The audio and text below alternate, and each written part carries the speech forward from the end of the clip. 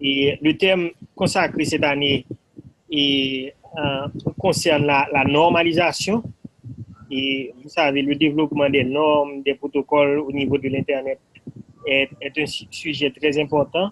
Donc, l'idée de cette année, c'est d'encourager les pays et comme Haïti à s'aligner le plus que possible et sur les questions de normalisation et de façon à avoir le même langage quand on parle de l'Internet.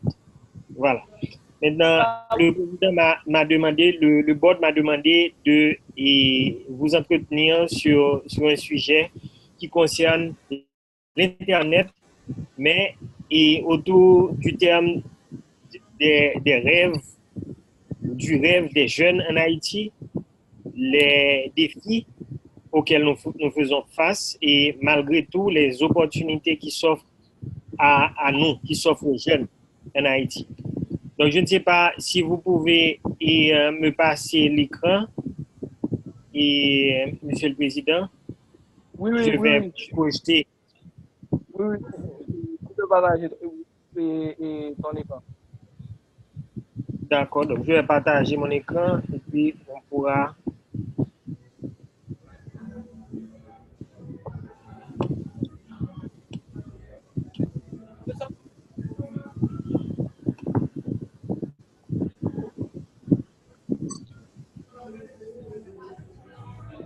Ok, voilà. Donc, ce qu'on va faire, on va faire la présentation et des slides. Et on va essayer d'aller assez rapidement pendant une quinzaine, comme le président l'a dit, une vingtaine de minutes. Et ensuite, on pourra interagir à partir du chat room. Donc, on aimerait souhaiter que cette présentation soit la plus interactive possible.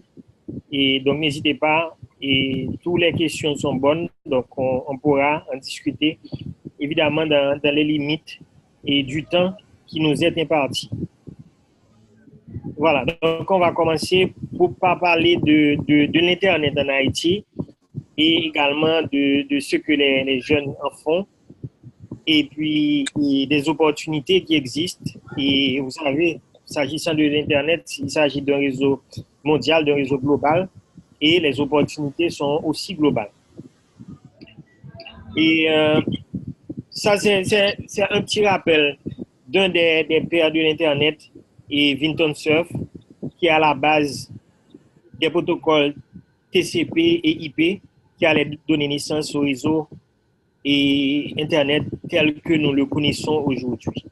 Son idée, c'est que dans tout ce qui a rapport au principe de la gouvernance de l'Internet, c'est très important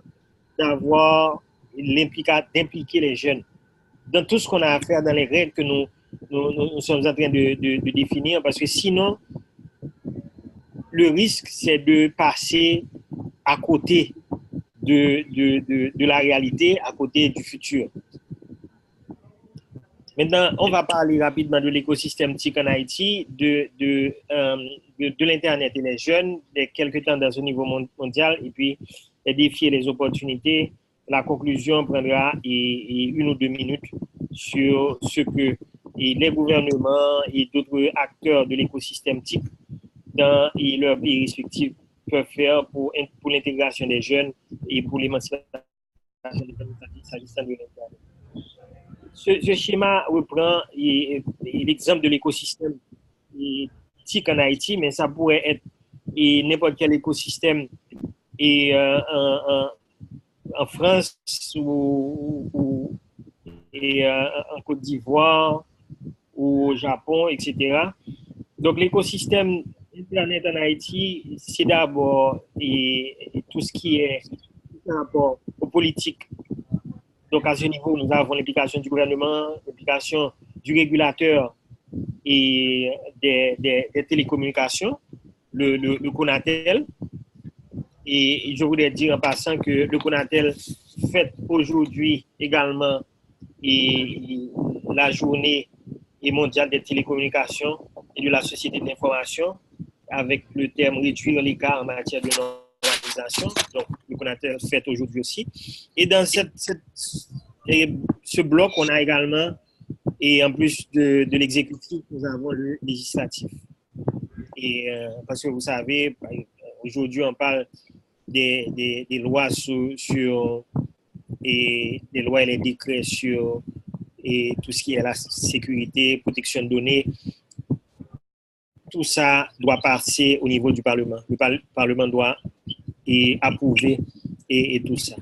Et la semaine dernière, il y a un fournisseur de services en Taïwan qui voulait établir quelque chose en Haïti.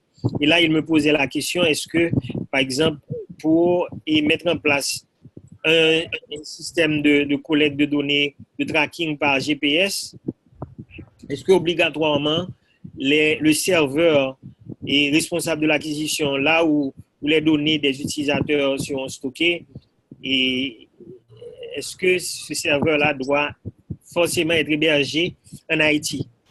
C'est une question classique et qui est liée à la législation, au développement des politiques.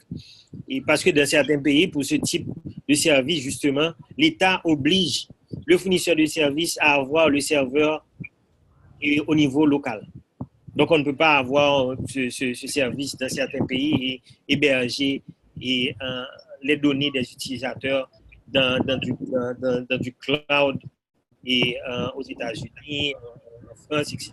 L'obligation est faite.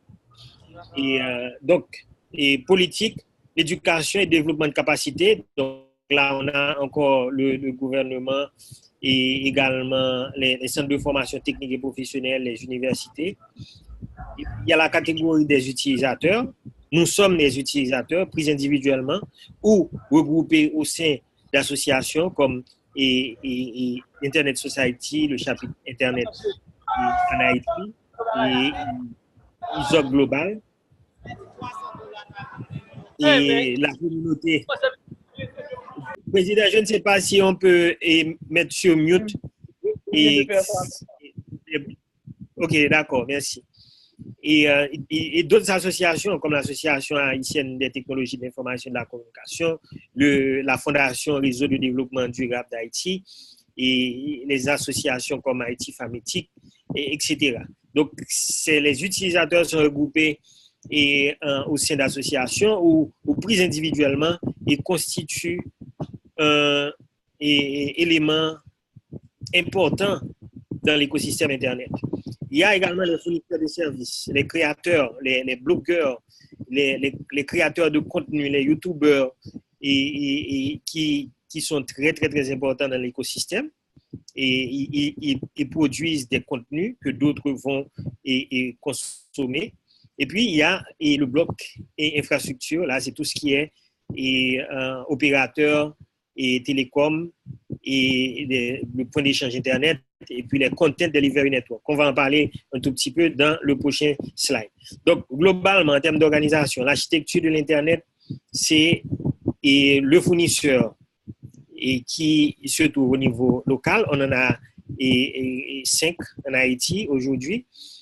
Et un utilisateur qui veut avoir accès au service, il doit acheter une liaison d'une certaine capacité en fonction de ses besoins, en fonction du nombre d'utilisateurs et en fonction de ses exigences, en fonction de la qualité de service à laquelle il souhaite avoir accès. Donc, en fonction de ça, il va acheter l'Internet d'un fournisseur. Mais le fournisseur local va acheter de la capacité d'un ou plusieurs fournisseurs régionaux. Et pour une question de diversification au niveau réseau, pour augmenter la tolérance aux pannes et la performance du réseau. Parce que s'il y a une liaison qui tombe, il faut que le fournisseur de service puisse avoir une autre porte de sortie pour qu'il continue à desservir ses clients. Donc, de poche en poche, un fournisseur est client d'un plus gros fournisseur pour arriver au top des fournisseurs qu'on appelle les Tier 1.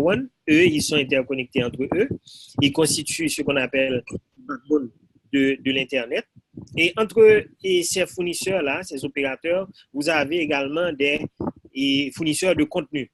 Et sur le schéma, vous allez voir CDN. CDN, c'est pour Content Delivery Network. Et en français, les fournisseurs de contenu. Les fournisseurs de contenu, ce sont les Google, les Akamai, les Facebook, et Netflix, Cloudflare, etc., etc.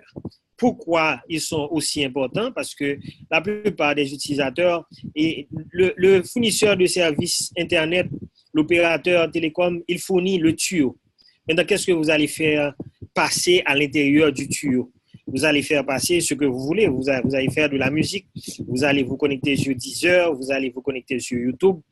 Et pour regarder de la vidéo, pour écouter de la musique, vous allez vous connecter sur Netflix pour regarder des films, ou sur Hulu, ou sur Amazon pour regarder des films. Donc, vous décidez en tant qu'utilisateur quel type de contenu vous voulez et faire passer dans le tuyau pour lequel vous avez payé aux fournisseurs de services. Et ces contenus-là, en général, ils sont délivrés par les CDN, les Content Delivery Network.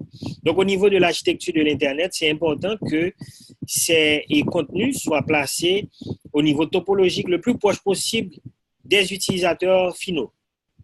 Donc, l'utilisateur final doit avoir accès à ces contenus le plus rapidement possible avec un niveau de performance acceptable. Parce que sinon, vous allez commencer à regarder le film et puis ça bloque en cours de route. Vous n'allez pas pouvoir regarder, la qualité sera mauvaise et l'expérience ne sera pas intéressante pour vous comme utilisateur. Donc, les fournisseurs de services Internet et les Content Delivery Network, ils s'organisent, ils collaborent et de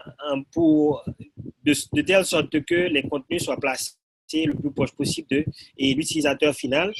Et ces contenus sont en général placés dans ce qu'on appelle les points d'échange Internet. Ce sont des espaces dotés d'équipements et des switches, des commutateurs Internet, on va dire, pour le langage technique, où tous les fournisseurs vont se connecter et ils vont pouvoir partager du trafic entre eux et ils vont pouvoir se connecter, avoir accès au contenu. Et juste pour illustrer ce point, en Haïti, par exemple, nous avons des serveurs Google, Akamai, Facebook, Cloudflare, Netflix, qui sont hébergés à Boutillier dans un point d'échange qui est géré par l'ATIC depuis 2007. Donc, ça veut dire l'utilisateur haïtien qui utilise les services d'un opérateur qui est connecté au point d'échange, par exemple, qui regarde une vidéo sur YouTube. Si la vidéo ne se trouve pas sur YouTube, il ne se trouve pas à Boutillier, dans le cache à Boutillier, il va lire cette vidéo à partir d'un serveur qui se trouve à Miami, par exemple. Maintenant, Google va dire, écoute, il y a un utilisateur haïtien qui a essayé d'accéder à ce contenu-là, qui a regardé ce contenu. Donc, on va en profiter pour l'envoyer dans le serveur et sur le serveur qui se trouve en Haïti. Donc, c'est un serveur cache. Donc, le prochain utilisateur à vouloir accéder à ce contenu, il aura accès à partir du CDN qui se trouve à Boutillier au lieu d'aller à Miami. Donc, ça réduit sur la latence, sur le temps de réponse. Donc, ça augmente la performance, ça améliore la qualité du service à l'utilisateur et ça améliore également la redondance, la tolérance aux pannes et la sécurité du réseau global.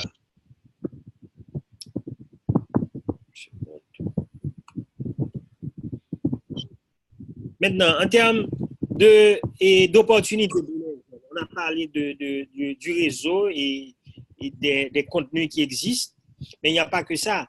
Il y a différentes applications qui facilitent l'interaction entre les différents acteurs, les utilisateurs, les entreprises, l'État et les citoyens, etc.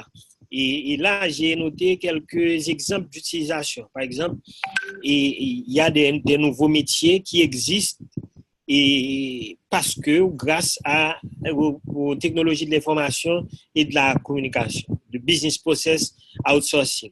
Une entreprise qui se trouve, ou du IT outsourcing, une entreprise qui se trouve aux États-Unis va payer des employés qui travaillent dans un centre d'appel qui se trouve en Haïti ou bien en République dominicaine, de telle sorte que l'utilisateur du service de l'entreprise qui se trouve en France ou aux États-Unis, quand ils appellent pour avoir un support, et à ce moment, la personne qui répond, c'est quelqu'un qui se trouve en Haïti, par exemple. OK? Donc, ça ouvre beaucoup d'opportunités d'emploi pour des jeunes qui se trouvent en Haïti, en République dominicaine, en Inde et au Mexique, aux Philippines, pour citer ces pays-là qui sont à l'avant-garde de ces opportunités. Et nous avons également des freelancers. OK, il s'agit de programmeurs qui maîtrisent un ou plusieurs langages de programmation et qui, à partir d'une connexion Internet chez eux ou chez elles, et avec la connexion Internet plus l'électricité, arrivent à travailler pour des clients qui se trouvent en Allemagne, aux États-Unis, en France, au Canada. Et ce qu'il faut savoir, c'est que la plupart de ces pays n'ont pas toutes les ressources dont ils ont besoin pour développer les applications les applications qu'ils développent. Donc, à ce moment, ils font appel à des compétences. Et là où ces compétences se trouvent, en République dominicaine, en Haïti, à Cuba, et dès qu'ils arrivent à mettre la main sur cette compétence, et elle pourra travailler et délivrer la marchandise et se faire payer. Donc, c'est très important en termes, et là, on parle d'opportunités de création d'emplois, d'opportunités de travail et de génération de revenus pour les jeunes. Évidemment, ça nécessite l'apprentissage et la maîtrise d'un certain nombre de compétences. Et là, je fais référence à la programmation, au développement d'applications, mais il y a d'autres opportunités qui sont liées à la traduction, etc., etc. Donc, il y a des plateformes qui existent qui facilitent l'interaction entre la personne qui a besoin et entre la personne qui a le besoin et la personne qui dispose des compétences permettant de répondre à ce besoin ou à ces besoins. Et Internet facilite également et fournit également un espace de collaboration et de socialisation. Les réseaux sociaux et les applications de messagerie de type WhatsApp. Et vous savez qu'aujourd'hui, le marché, en termes de revenus générés par les opérateurs télécoms pour tout ce qui est messagerie, SMS, ça a diminué considérablement à cause ou grâce à ces applications. Et au lieu d'envoyer un SMS, si mon correspondant à WhatsApp, je peux envoyer un message vocal ou bien je peux envoyer du texte. L'Internet facilite également l'interaction entre le citoyen et le pouvoir public. Et dans les médias traditionnels, là où il fallait avoir vraiment des contacts serrés ou payés pour se faire entendre, eh bien, sur Internet, ce n'est plus le cas. Vous créez votre page Facebook et vous avez accès potentiellement à des millions d'utilisateurs, à des centaines de millions d'utilisateurs, à des milliards d'utilisateurs qui peuvent partager ou ne pas partager votre vision en matière sociale et politique, mais vous pouvez discuter. Et Internet fournit également un espace pour se former, et les technologies de l'information. On va en parler un tout petit peu tout à l'heure. Et puis, outils et méthodes d'acquisition de connaissances et de compétences. Aujourd'hui, pratiquement n'importe quel type de compétences que je souhaite acquérir je vais pouvoir le faire sans avoir à me déplacer. Je peux m'inscrire à l'université, suivre des cours, passer des examens chez moi et à partir de chez moi et puis avoir un diplôme ou un certificat. Voilà. Donc, l'Internet crée ce gros marché, un marché global, et l'Internet brise les barrières et les frontières et surtout fournit des opportunités, et ces opportunités sont globales pour ceux qui maîtrisent les compétences en demande.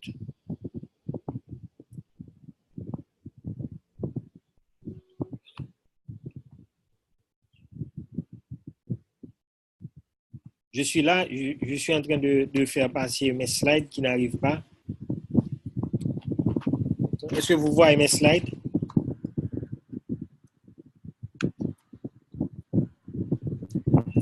Ah. OK. Pardon. OK. Vous les voyez maintenant? Oui.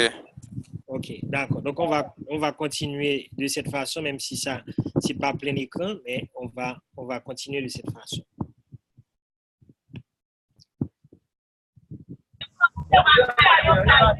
Maintenant, pour bénéficier de toutes ces opportunités, évidemment, l'infrastructure est un élément important. Et là, quand on parle d'infrastructure, on ne parle pas que de la bande passante, de l'accès à Internet. Il y a le problème évidemment de l'accès, de l'accessibilité à l'Internet. Et là, dans la zone métropolitaine, on peut dire que la plupart des opérateurs sont très présents. Et des fois, dépendamment de la zone où on se trouve, la qualité du service peut ne pas être au rendez-vous. Et par rapport à la disposition des antennes, par rapport aux problèmes récurrents et d'interférence. OK, ça, c'est un problème. Après, est-ce que la personne a la capacité nécessaire par rapport à son pouvoir d'achat et d'avoir accès à ce service? Ça, c'est un premier point important. La question de l'accès et de l'accessibilité. Maintenant, si on va dans les zones rurales, la question est beaucoup plus cruciale parce que il y a des zones, pour des raisons de retour sur investissement, on va dire, l'opérateur peut décider de ne pas investir dans ces zones parce que pas gain suffisamment de clients dans zone ça qui va le permettre de rentabiliser.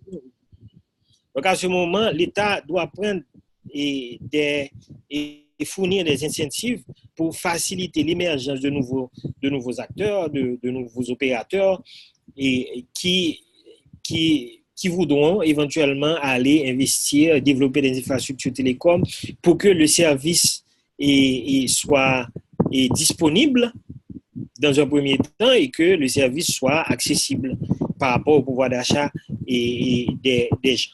Donc ça, ce sont des éléments importants, mais également l'électricité. L'électricité, quand on parle d'infrastructure au niveau de l'Internet, on ne parle pas que de la bande passante, on ne parle pas que du réseau, on parle également de l'électricité et c'est très, très important. Maintenant, il y a un certain nombre de tendances qui vont avoir de jour en jour un peu plus d'impact sur la façon dont nous travaillons, dont nous consommons sur Internet, dont nous achetons sur Internet, dont nous nous amusons, dont nous apprenons sur Internet. Et ces tendances sont liées à quelques éléments importants. Là, j'ai noté deux ou trois, la miniaturisation. Et à gauche, vous avez un disque dur de 5 MB en 1956. Il fallait avoir plusieurs jeunes hommes pour pouvoir le débarquer. Et à côté, vous avez un disque qui fait 2 millions fois plus et beaucoup plus compact et un disque classique de 10 Tera. Et la tendance, c'est de plus en plus aller vers la miniaturisation des espaces de stockage beaucoup plus petits qui vont permettre de stocker de plus en plus de données. Et ce tableau présente un autre cas de figure où des applications Et si on fait une marche en arrière de 20 ou de 30 ans qui coûtait dans les 100 000 et 250 000 dollars ou et 500 000 dollars, aujourd'hui ne vous coûte absolument rien. Les applications qui vous permettent de naviguer dans l'espace, de savoir combien de temps vous allez mettre pour arriver à destination et à telle adresse à Pétionville ou au Cap ou à Jacmel. Donc le GPS est intégré, l'application qui vient avec vous permettant de manipuler est censé être gratuit, vient avec le téléphone. Même si, dans l'absolu, la gratuité, quand on parle de l'Internet et des services TIC, n'existe pas. Et dans ce tableau, on ne va pas y passer sur chaque item, mais il y a 11 exemples d'équipements. Et si on fait une marche arrière de 20 à 30 ans, donc il fallait avoir chaque équipement de façon séparée. Le GPS, l'équipement de vidéoconferencing, le digital recorder et la caméra et la librairie, l'encyclopédie, le console de jeu. Aujourd'hui, vous pouvez avoir ça intégré sur un téléphone. Les autres tendances également, c'est que ça va tellement vite au niveau de la valuation des compagnies et des compétences. Et aujourd'hui, si 20 ans de ça, si je devais, en tant qu'investisseur, créer une usine, il fallait que je fasse des prêts énormes à la banque. Aujourd'hui, si je suis un programmeur, je peux créer mon produit, je peux créer mon application, je peux créer ma plateforme pratiquement à partir de rien, entre guillemets, comme investissement. L'investissement, c'est la matière grise, c'est ce que vous avez dans la tête. Et ceci est illustré et parfaitement bien avec le cas de Jean Koum, qui a été rejeté par plusieurs compagnies comme Twitter et Facebook. Mais en 2014, Jean Koum a vendu Facebook pour presque 22 milliards de dollars. Il y a d'autres exemples de compagnies qui ont fait faillite alors qu'ils étaient, par exemple Blockbuster en 2004, qui avait l'occasion d'acheter Netflix pour 50 millions de dollars, qui a raté l'occasion. Et aujourd'hui, Netflix vaut plus de 200 milliards de dollars. Mais entre-temps, Blockbuster a disparu et a fait faillite. Donc, pourquoi ces chiffres, pourquoi ces anecdotes et ces éléments? Pour montrer aux jeunes que quand on parle de l'Internet, des technologies de l'information et de la communication, ça va très vite. Les possibilités sont là, les opportunités sont là. Et pour des gens comme Jean Koum, qui est devenu milliardaire pratiquement à partir de lui, des compétences de base en programmation et de bonnes idées sur les produits et les services et que les gens ont besoin d'utiliser, ils peuvent vous permettre, et du jour au lendemain, avec beaucoup de travail et bien sûr et de compétences, de créer des plateformes qui vont vous permettre de gagner convenablement votre vie. Voilà. D'autres bouleversements, c'est au niveau des métiers qui vont disparaître et d'autres qui vont apparaître. Alors, la question pour les jeunes, où est-ce que vous vous voyez dans les 10 prochaines années? Évidemment, vous avez été au centre de formation technique et professionnelle, vous avez été à l'université, vous avez appris un métier, vous avez peut-être un diplôme, ok? Mais l'évolution de la technologie est telle qu'il y a un certain nombre de métiers aujourd'hui qui sont appelés à disparaître dans 5, dans 10, dans 20 ou dans 30 ans. Donc, l'apprentissage doit être continuel et permanent. Et les jeunes doivent être assez flexibles dans ce sens pour désapprendre et réapprendre, si je peux utiliser ces expressions. Ça veut dire, soit d'étudier il y a 5 ans, il y a 10 ans, c'est devenu obsolète, même sous un bel diplôme qui est affiché dans le panneau Lacayo, il faut gagner suffisamment d'humilité pour apprendre quelque chose, pour vous adapter par rapport aux changements qui vont venir.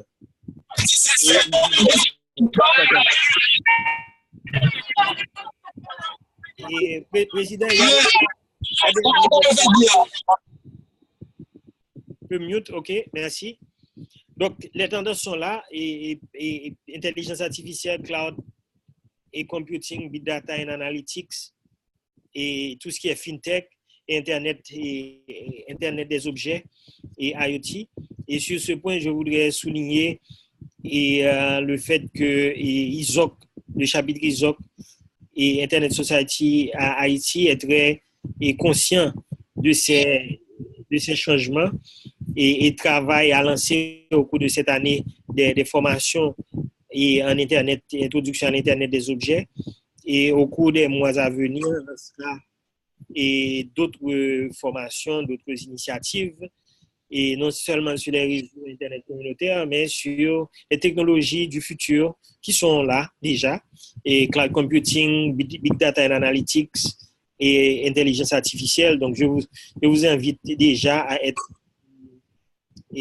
vous préparer pour bénéficier d'opportunités de formation. Voilà. 80% des emplois de 2030 n'existent pas aujourd'hui. Qu'est-ce que vous avez aujourd'hui comme métier? Qu'est-ce que vous avez comme travail? Est-ce que vous vous sentez confortable dans 10 ans, dans 20 ans? Est-ce que vous serez toujours confortable avec ce que vous faites aujourd'hui? Ou est-ce que dès aujourd'hui, est-ce qu'il est important déjà de se préparer pour les changements qui vont venir? Peut-être que le métier que vous avez aujourd'hui va certainement disparaître. Donc, l'idée pour vous et pour d'autres, c'est de s'assurer d'être compétitif dans 10 ans, dans 15 ans, dans 20 ans, et d'être compétitif. Nous n'avons pas vraiment beaucoup de temps et j'aimerais vous parler un petit peu et plus sur les défis liés à la sécurité, la sécurité et la protection des données personnelles. Sachez que quand vous allez sur les plateformes web, en général, vous allez comme producteur de contenu et comme simple utilisateur, vous allez produire des contenus. Des fois, ce sont des contenus qui vous concernent, ce sont des contenus personnels. Cette semaine encore, il y a eu pas mal de discussions sur le partage de données totalement confidentielles d'une personne et en petite tenue sur les réseaux sociaux. Donc, ça peut avoir des impacts et vraiment important sur votre vie personnelle et professionnelle. Donc, c'est très important, c'est très, très, très important de choisir ce que vous voulez partager. Même si ceci se fait dans un cadre privé, entre guillemets, si vous décidez de partager une photo sexy avec votre conjoint ou avec votre partenaire, dès que vous envoyez ça à partir d'une application et ça passe sur le réseau Internet, il y a des risques que ça tombe et que tout le monde ait accès à cette donnée. C'est très important. Et l'autre idée importante aussi, c'est que les plateformes ne sont pas gratuites. Vous ne payez pas de l'argent pour y avoir accès. Vous ne payez pas de l'argent pour avoir accès à WhatsApp.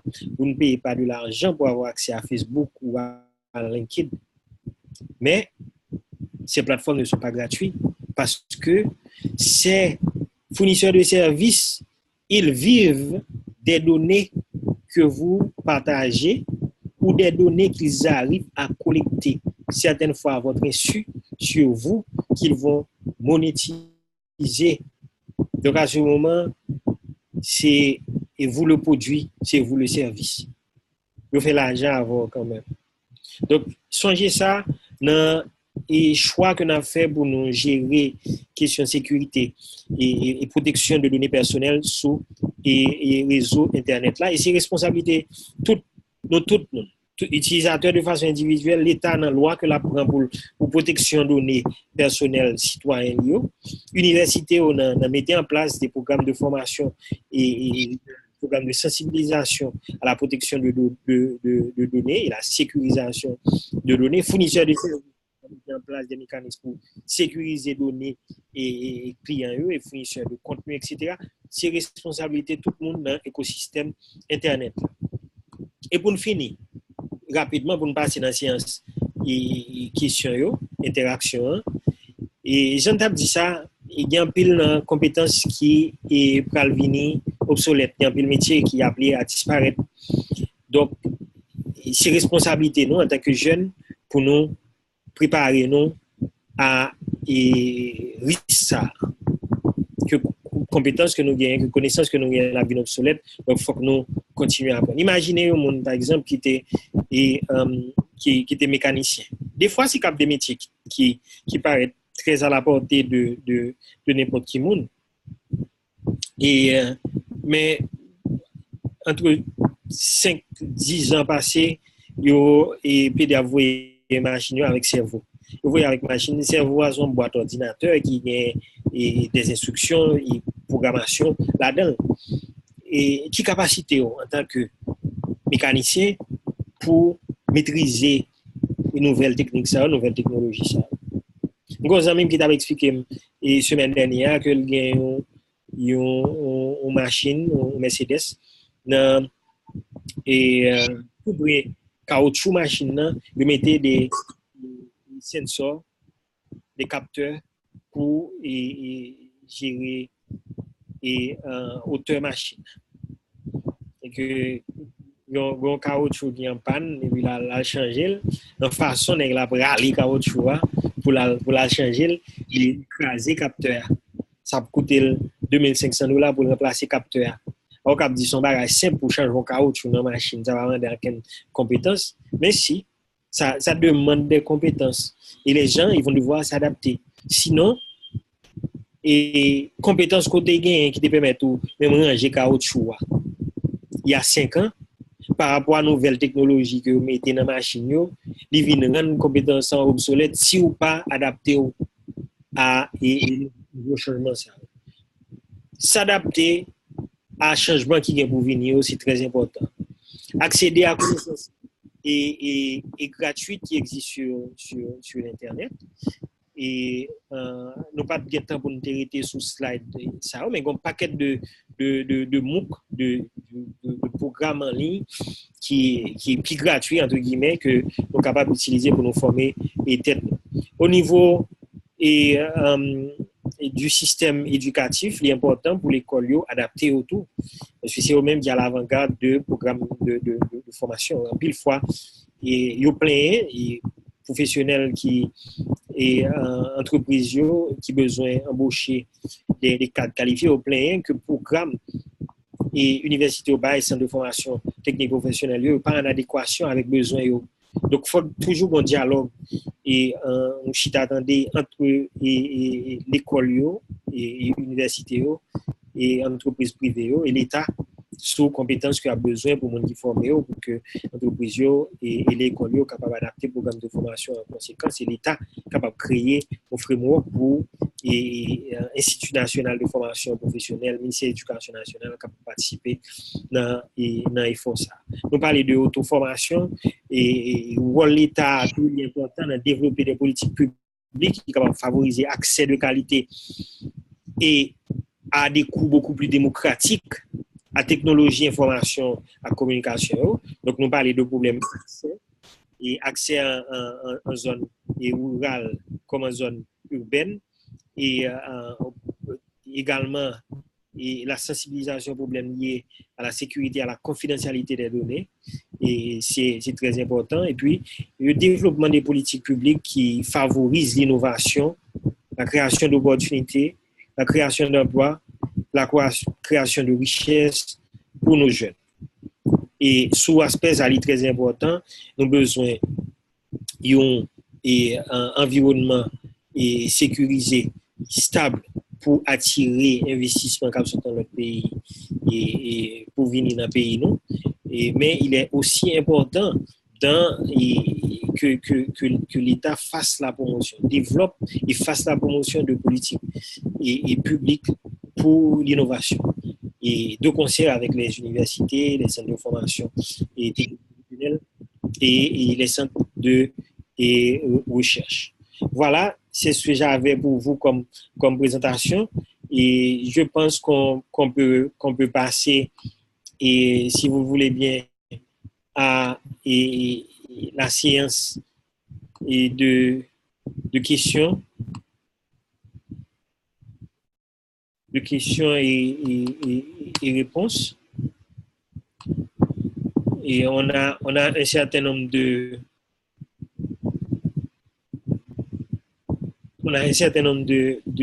questions.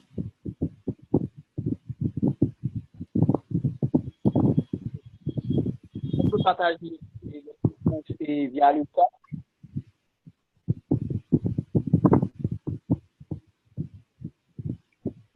OK, il y a une question de Joseph Stéphanie. En 2030, beaucoup de métiers vont disparaître, certes, mais pour nous autres en Haïti, comment va-t-on s'y prendre pour faire face à la nouveauté?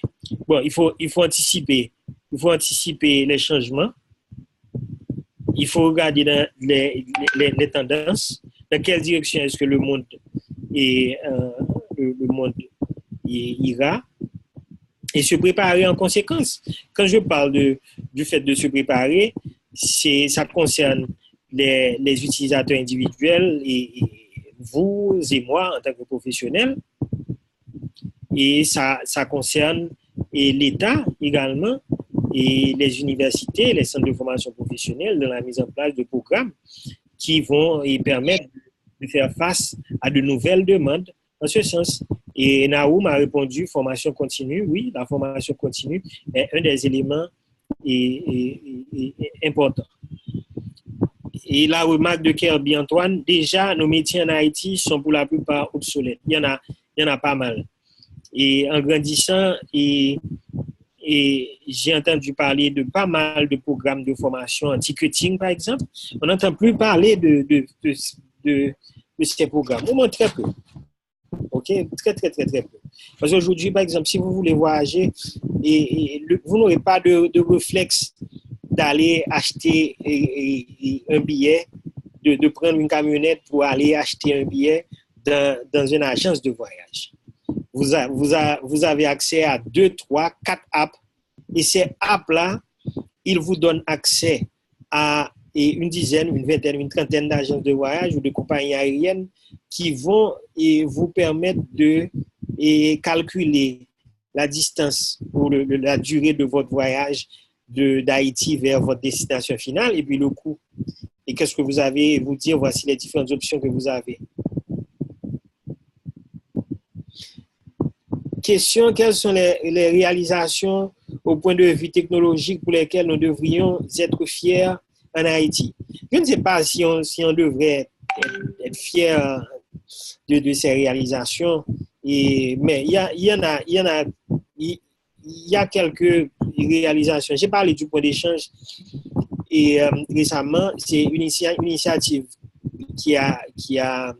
le point d'échange a été établi en 2007 et derrière, il y a pas mal d'individus, de professionnels qui ont collaboré pour la mise en place de ce point d'échange. Je peux citer Renaud Guerrier et notre ami de regretter mémoire et Stéphane Bruno qui a contribué de son vivant à la mise en place et la structuration du point d'échange. Vous savez, aujourd'hui, par exemple, il y a des pays comme la Jamaïque et la République dominicaine qui sont en train de mettre en place un point d'échange. Et ils viennent discuter avec nous. Et la semaine dernière, j'étais à Punta Cana à une réunion de la LACNIC 31, et il y a des amis de ces pays-là qui sont venus vers nous pour discuter avec nous de ce qu'on a fait et les expériences qu'on a eues au niveau de la mise en place du point d'échange en Haïti depuis 2007. Et avec des serveurs Google Akamai, Netflix, etc., Facebook qui sont en Haïti. Nous avons été le deuxième pays au niveau de toute la Caraïbe à mettre en place un point d'échange. Et Haïti et Curaçao. Et les deux premiers pays à établir un point d'échange. Donc, c'est important. Et évidemment, on doit faire mieux. Et il reste beaucoup à faire parce que nous sommes quand même à 15% en termes de taux de pénétration de l'Internet en Haïti. Donc, il y a beaucoup à faire. Et merci pour. Je suis intéressé à la mécanique. Est-ce que vous avez des sites de formation pour les notions et mécaniques? Pas de problème, je peux chercher et te trouver des liens. Oui, et Kirby a répondu aussi sur MOOC.com, il y a pas mal de formations disponibles à différentes universités et à travers le monde. Alors, le point d'échange, c'est un point d'agrégation où les fournisseurs sont connectés. Disons, par exemple, si je suis client de la Natcom et puis ma banque a un serveur qui est hébergé et chez Digicel. Si Digicel et la Natcom ne sont pas connectés, à ce moment, si je dois avoir accès au serveur de ma banque qui est à la Digicel, mon trafic va aller vers la Natcom et va aller aux États-Unis et redescendre en Haïti pour aller à la Digicel. Le point d'échange permet d'éviter tout ça.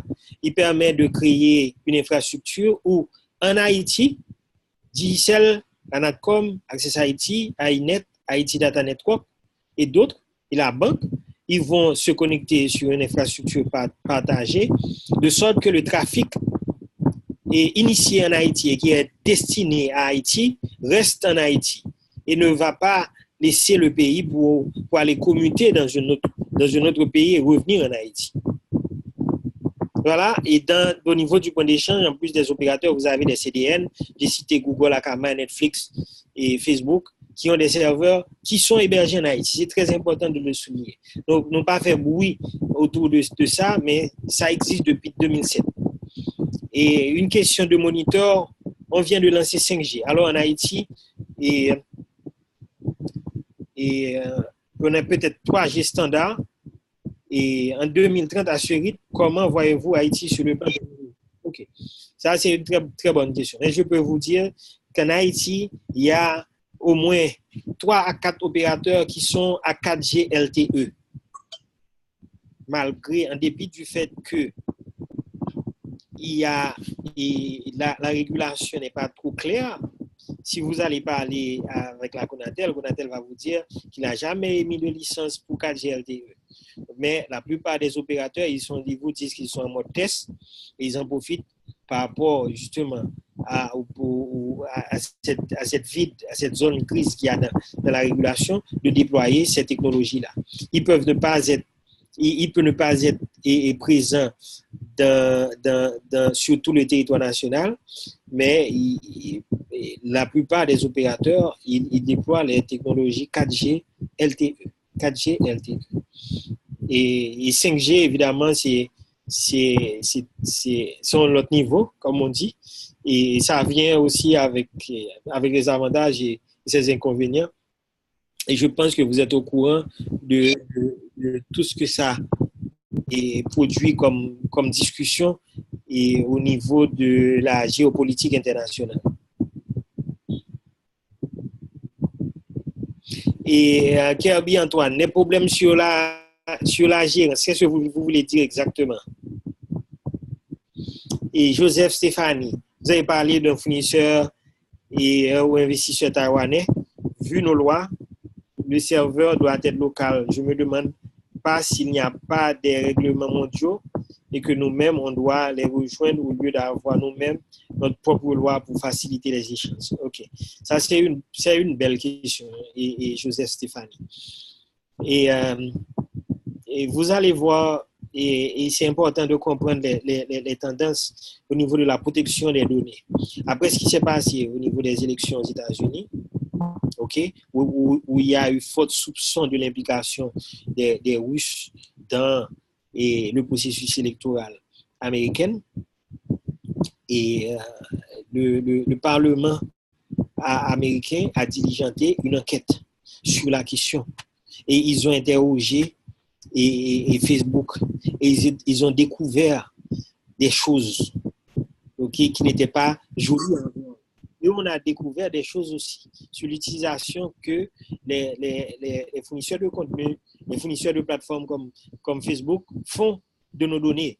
Ils vendent données à des gens qui ont payé pour des raisons qui ne sont pas toujours catholiques. Donc, par rapport à ça, la communauté européenne a réagi en mettant en place des éléments liés à la régulation des données et des utilisateurs. J'étais il y a 2 ans à Amsterdam. En Hollande, par exemple, il est fait obligation à certains fournisseurs de garder leurs données hébergées sur des serveurs dans des data centers et en Hollande. Oui, le RGPD, merci, et UFA-IGF. Oui, GDPR, dépendamment français ou anglais. Donc, toute réglementation, ça vient avec eux justement pour faire face à un problème qui est lié à utilisation données. Si, dans la question de territorialité, ça c'est mon qui a plus compétence dans la question mon qui est avocat. Et si ou même en tant que l'État ou qu'a décidé par rapport à niveau de protection qu'on voulait bailler et citoyens, parce qu'un citoyen il a le droit à ce que données les protéger, ou il doit décider pour certains types de données qui côté données ça à héberger. En particulier, on a dit que données ça c'est la carrière qui a héberger. À ce moment, c'est fournisseur qui pour dégager le coup mettre Jean-Jacques fait quoi qu'on est pour que l'infrastructure réseau que l'a déployé de façon la déployer service li pour assurer que données utilisateurs haïtiens, par exemple, ils étaient en Haïti, utilisateurs népalais, ils étaient au Népal, par exemple. OK? Et Kirby Antoine, avec la 5G, on a une vitesse plusieurs gigabits par seconde. Ne serait-il pas alors plus difficile de contrôler la circulation des données sur Internet? Le contrôle de la circulation des données sur Internet, ça a toujours posé des problèmes. Maintenant, pas oublier. Et question contrôle données, question sécurité données, question accès à données, et il y a un pile gouvernement qui considère comme une question de sécurité nationale. Automatiquement, que vous définissez comme ça, ou il y a un problème. OK? Par exemple, et gouvernement américain, FBI ou bien CIA, il doit dire il y a des suspects l'utilisateur qui gagne un iPhone et impliqué dans la question terroriste. À ce moment, il va avoir pression pour gagner accès à données utilisateurs ça par exemple, ou bien Facebook pour gagner accès à données utilisateurs ça et ça Facebook pas capable dire il pas l'accès à données ça. Vous comprenez? Donc c'est assez délicat. Mais automatiquement, le gouvernement rejoint nos gens pour résoudre le problème ça automatiquement que yo placer question dans la question de sécurité nationale de résoudre le problème là parce qu'à ce moment il va faire obligation à fournisseur de services par exemple pour et gagner un temps de rétention de données, un temps de rétention toutes données utilisateurs et un log et qui dit mais qui l'utilisateur sur internet sur qui s'est accédé pour qu'il y ait sur un mois par exemple sur 2 mois bien 3 mois. À ce moment, le fournisseur est obligé de mettre en place l'infrastructure pour le compliant. S'il n'a pas fait ça, et écoute, il va retirer la licence.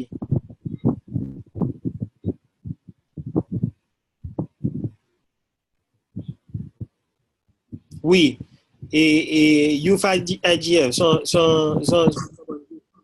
parce que Facebook a dû supprimer les données, mais en réalité, les données vont supprimer déjà. Et il va supprimer. Il y a juste un bouton, il supprime tes données. Clique pour submit. OK? Il dit données supprimer, ça veut dire que supprimer. OK?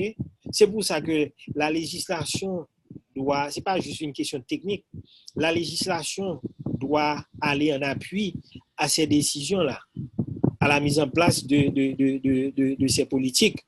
Si qu'on est là et l'Union européenne fait exigence à Facebook pour et de supprimer données utilisateurs sur telle condition, et que après une enquête qui détermine que ça n'a pas fait, avec des experts et qui représentent l'État dans le pays, qui recevoir des formations pour ça, qui vérifie, qui est preuve que à ce moment, il y a fait Facebook ou bien Google paye des pénalités. L'argent est le nerf de la guerre. Si l'État connaît, si l'État a un bill, il va le faire payer, ça ne va pas gagner, la provocation. J'ai lu quelque part et que ça va mettre fin au réseau neutre. Qu'en dites-vous? Et la question de la neutralité de l'Internet a toujours posé de nombreux problèmes. En général, il y a certaines tendances. Et par exemple, aux États-Unis, l'administration Obama a été très pro net neutrality. Mais Trump est venu et ils font un coup et 360 degrés pour aller dans la direction opérateur, pour dire que l'opérateur qui a contrôlé et qui s'est passé sous un denture, qui a offert des expériences préférentielles à l'utilisateur en fonction de combien l'utilisateur peut payer. Donc, il y a allé à l'encontre du principe de neutralité et de réseau et de Internet. Comment ça va le passer, je dis à la difficile pour me dire. Maintenant, il y a des tendances, il y a des réactions, il faut nous très sensibles à eux-mêmes, très réactifs à eux-mêmes. Par exemple, en Haïti, un fournisseur de services Internet qui dit, écoute, WhatsApp fait perdu un peu l'argent, Viber fait perdu un peu l'argent, WhatsApp pas payer l'État haïtien rien et il a utilisé des réseaux. Mais l'utilisateur dit, moi-même, je paye déjà pour Internet là, moi fait contenu, je voulais passer sous lui. Est-ce que l'opérateur a bloqué WhatsApp ou bien Viber, soi-disant que l'application ça fait perdre de l'argent, et l'utilisateur qui paye pour utiliser le réseau? Donc, ce n'est pas une question de neutralité net, là, ce n'est pas une question simple, et ça m'a demandé pour continuer, pour discussion continuer, pour prendre en compte le changement qu'a fait au niveau pour opérateurs adapter autour. À mon ASP, il y a 10 ans, ou il y a 20 ans, ou bien un opérateur de téléphonie cellulaire, il y a 10 ans, il y a 20 ans, il faut le rendre compte que l'environnement technologique a changé. Et il change pour tout le monde, il change au niveau mondial. Et que eux-mêmes, ils doivent adapter autour. Et ça veut dire comme on a fait sous bundle SMS, sous message SMS, il ne peut pas faire encore. Parce que je dis, il y a un WhatsApp. Donc, il est obligé d'adapter, pour diversifier, pour chercher l'autre source de revenus. Merci pour la question. Question Daniel Neptune. Le point d'échange en Haïti a été une initiative de l'Association haïtienne pour le développement des technologies de l'information et de la communication, et ATIC.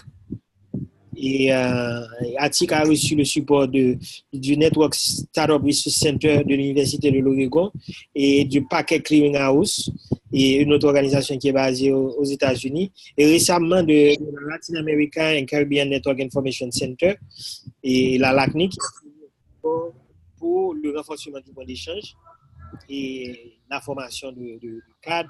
Et il y en a parmi vous qui ont bénéficié de la formation qui a été organisée à la fin de l'année dernière par la LACNIC. Une formation sur IPv6. Il y a 2 fournisseurs de services Internet qui ont bénéficié de support sur le déploiement de l'IPv6 dans le réseau, le déploiement de l'IPv6 au niveau du point d'échange. Donc tout ceci a été possible grâce au support de la LACNIC. Mais ATIC et ISOC essaient de collaborer sur de beaux projets, sur un ensemble de projets. Et par exemple, à cette journée-là, on l'a fait ensemble. Les données ne sont pas vraiment supprimées, même après 2 mois, vous pouvez accéder à votre compte Facebook supprimé. Voilà, donc merci Monitor. Et ceci est valable pour les autres fournisseurs de contenu. Pas uniquement Facebook et Google. D'ailleurs, il y a des obligations au niveau et de régulation au niveau de l'État dans le pays. Si toutefois, même si on supprime un moment donné, qui gagne un an que le supprimer, si le gouvernement américain apparaît avec un mandat pour lui dire qu'il a besoin d'accès à donner ça parce que suspect et question terroriste, il a besoin de donner pour le bail. Et les fruits de la guerre, merci. Que pensez-vous de la loi Runet de la Russie? Alors, loi Runet de la Russie, si je ne me pas tromper, c'est Wadim, si je me trompe, IGF, c'est décision Russie fait prendre pour les créer un petit internet parallèle. Et si c'est ça, même point de vue pas. Même point de vue pas. Regardez les tendances au niveau mondial, on va prendre compte que il y a un pile de dirigeants politiques qui ne pas considérer Internet comme ami. Parce que Internet offre une plateforme libre qui permet aux citoyens de mobiliser et partager point de vue, influencer des débats et puis amener le gouvernement à répondre sur des questions. Ils n'ont pas toujours souhaité et répondre. Et nous avons un exemple dans qui fait un pays arabe. Nous avons un exemple dans ça qui a commencé à arriver en Syrie. Nous avons un exemple qui s'est arrivé récemment en Haïti avec une campagne et coup de copé au Caraïbes. Si c'est dans la radio, bien dans la télévision, et campagne, ça t'a fait. Nous imaginez combien de monde qui a accès pour soulever la question. Ça, les gens soulever sur Internet, sur les réseaux sociaux, sur Twitter, sur Facebook, sur Instagram. Ce n'est pas possible, pas vrai? Nous connaissons ça très bien. Donc, par rapport à ça, le gouvernement est très sensible à la question. Et le gouvernement russe, le gouvernement chinois, et parce qu'il y a des moyens de politique, ils dit écoute, et nous ne pouvons pas gérer des crises qui liées à la façon dont nous avons utilisé Internet pour mobiliser le monde. Vaut mieux que nous et préparer nous en conséquence. OK? Et vous considérez tout que Internet là comme réseau et utilisation Internet là, ensemble avec tous les services qui sont liés, sont questions et enjeux et national et sont affaires de sécurité publique. Donc par rapport à ça, ils prennent des décisions qui en pile nous capable et extrême, mais au moins ils ont une explication. On cap chercher comprendre. Est-ce que Haïti dispose de lois sur les crimes informatiques? Il y a plusieurs tentatives qui fait, il y a des lois qui dans le Parlement et déjà, mais j'aimerais dire le problème là c'est pas loi et solution c'est pas seulement loi, ok, c'est pas seulement loi qui est solution, c'est loi et toute bagaille qui va l'entourer pour assurer que loi appliquée parce que en Haïti nous avons pile loi, nous avons pile décret et nous légiférer son paquet de bagaille mais loi pas toujours appliquée. Une loi sous question crime informatique si ça demandé comme qui ça impliqué ça impliqué que nous gagne des monde dans des CPJ qui recevoir formation appropriée dans l'informatique pour capable traquer et crimes qu'a fait sous cyberespace ça demande que juge nous recevoir formation dans ce sens ça tout ça et par exemple vous rencontrez un juge ou dit juge là que monde ça il volait bitcoin par exemple ou bien il volait bande passante si juge amando le corps du délit qui sa liaison bagaille physique que le cas touché et bande passante là son bagaille qui virtuel et bitcoin là son bagaille qui virtuel et donc fait des aménagements au niveau de loi mais faut qu'il y ait des préparations formations de monde qui va responsable de mettre en application loi ça que nous allons voter. Et que pensez-vous des distributeurs d'internet comme Digicel et Natcom? Je pense que c'est une question piège mais bon ça me pense que c'est des acteurs importants dans l'écosystème internet là. Et même genre avec de l'autre acteur, faut l'État ait une façon pour lui demander des comptes. OK, ils payé pour licencier, ils tiré profit parce que service de vendre. Maintenant, il faut que l'État a posé une question sur des plaintes que yo et moun recevoir mon côté contre. Et si on ne doit pas nécessairement l'État proprement parler, il faut qu'il y ait des organisations de protection de consommateurs, par exemple, côté utilisateur final là, parce que je sens que c'est dans la direction ça va aller, côté utilisateur final là, qu'a référé, si toutefois il y a un problème qu'il y ait un abus et dont l'utilisateur est pensé le victime. Donc, il faut qu'on côté que le cas, il faut qu'on recours. Et s'il n'y a pas de recours, ça veut dire qu'on a un problème. Considérant le rapport qualité-prix de l'Internet et en Haïti, c'est Naoum a fait référence à question pour famille là. Et campagne de la citoyenneté numérique. Oui, parce que UFITF et on est bien content et travailler ensemble à travers ISOC et à travers ATIC et pour nous travailler, pour nous discuter ensemble sur question et sur campagne ça, on est bien content participer là-dedans. OK, je pense que ça c'était la dernière question. Est-ce qu'il y a une autre question? Non, pas l'impression de tu as une autre question. Merci un peu pour les arrivées tout. Les arrivées, président Bassoléa, désolé, tu as mis un peu de questions. Donc, merci un peu à tout le monde. Merci un peu à Bodizok là. Et président passe la parole pour conclusion. Parlez plus fort, et président.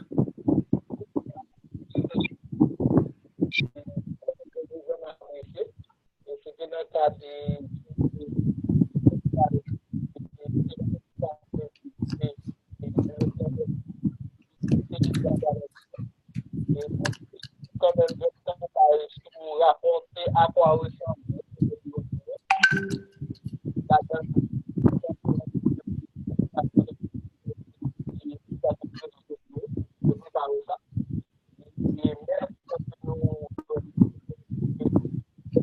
Président, parlez puis premier coup. Nous pas d'eau.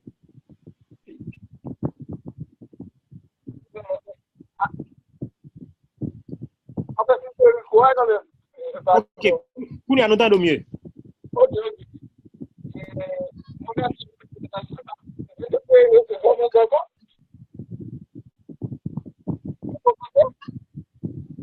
Oui, on met parler d'abtando. OK. Merci pour la présentation ça. Merci pour la présentation ça.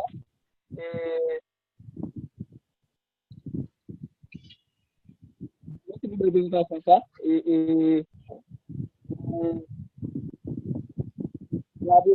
Et il y a plus passé 28 personnes qui est assisté avec les conférences là. Donc, c'est vraiment intéressant. Donc, je me rappelle que c'est dans le cadre du Journée internationale de télécommunications qui est célébrée à travers le monde. Et puis, Journée d'Internet qui est célébrée dans tout le pays, y compris Haïti, en État. Donc, nous invitons tout le monde dans la campagne sur Internet de mon rêve que nous faisons pour permettre que tout le monde exprime normalement sous ça, vous pensez de Internet doué pour eux, Internet rêve par eux. Et merci avec Cosette qui est dans Homme Constant, qui est dans le conseil là, qui la parole aujourd'hui. Donc, on pense que une prochaine fois, nous allons gagner le tout. Donc, c'est ça. Et merci beaucoup à tout le monde. Donc, rendez-vous, c'est dans la campagne là. Et puis, pas oublier que ISOC et fait plus d'activités en partenariat avec ATIC et Transversal et OIF et l'autre organisation tout. Et ça vient avec des objets, l'intelligence artificielle, etc. Donc, puisque demain pas fait sans Internet, il pas fait sans technologie émergente, donc nous devons préparer nous pour ça. Donc, nous-mêmes, et puis nous, c'est renforcement de capacité, donc c'est permettre que plus jeunes formation. Donc, nous organisons des formations déjà, mais plus compagnie de formation toujours. Et merci Mas, merci tout le monde. Et si par contre, si Mas ça va ajouter ton bagage, ou bien Narom, on dit Narom, on dernier mot, par contre, il a ajouté ton bagage.